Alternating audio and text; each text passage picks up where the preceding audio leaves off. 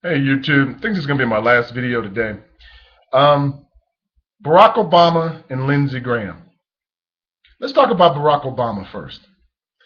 Barack Obama is a criminal, but he's not the only one.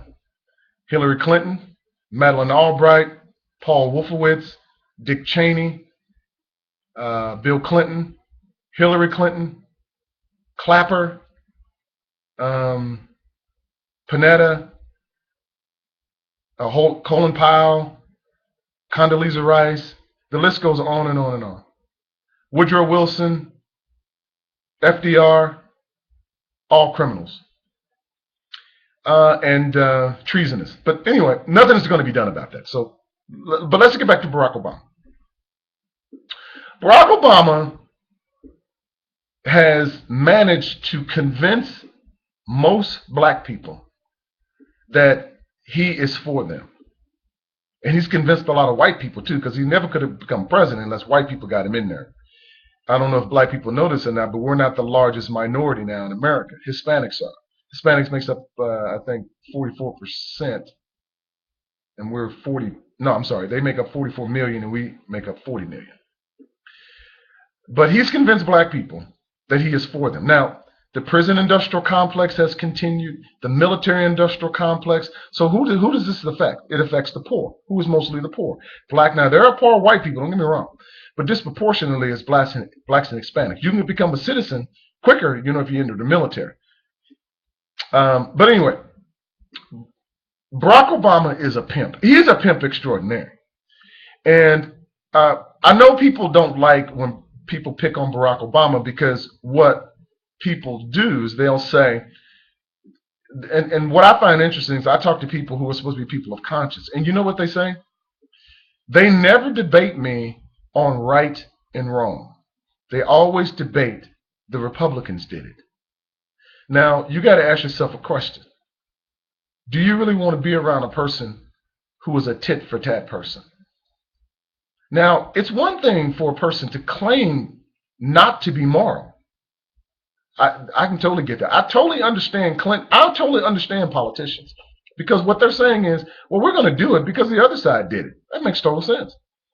But when I talk to people who say they're people of conscience, people who say they believe in God, people who say they believe in right or wrong, the Bible says those that lose their life will gain it.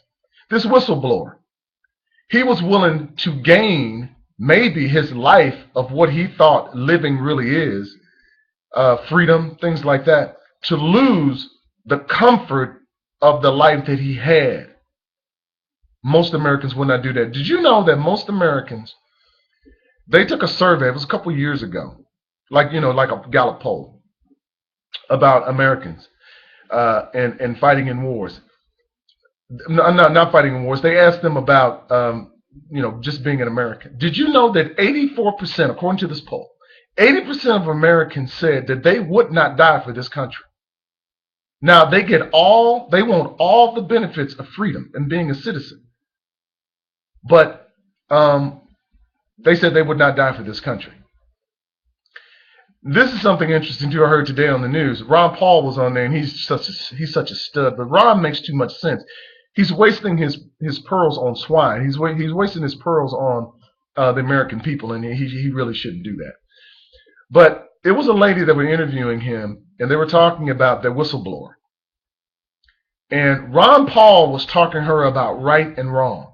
You know what her response was? She says, what do you say that most of the American people want to be spied upon? They think the government has that right. And what if I told you that most of the American people think that he is a traitor? All polls show that. What does that tell you? If you are a person who has common sense and you are a thinker, you need to be concerned about the American citizens. You don't need to be concerned about Barack Obama. American people, I said this time and time again, I think 80% of the American people are so stupid that I don't think that they should even have the right to vote. I would have never have said that. I really believe, and for a long time ago, that you should not take away people's right to vote. You shouldn't. A lot of people have fought and died for it. But man, I'm starting to rethink that. Jury's still out on that. These people are so dumb and so uninformed They are so uneducated that they can't even think. They can't think past today. They can't think past food to mouth. And then okay, that Barack Obama, I could go on forever about him. I mean, something's really wrong with that dude. He's definitely a psychopath and a sociopath. But let's talk about Lindsey Graham just for 1 second. I want to meet his constituents. And for some of you people who don't know what constituents are because you're an American citizen, it's the people that he represents down in South Carolina. And he has no problem saying some of the things he says. Lindsey Graham is to the right of McCain, and McCain is a certifiable sociopath and psychopath. Lindsey Graham says some crazy stuff, man.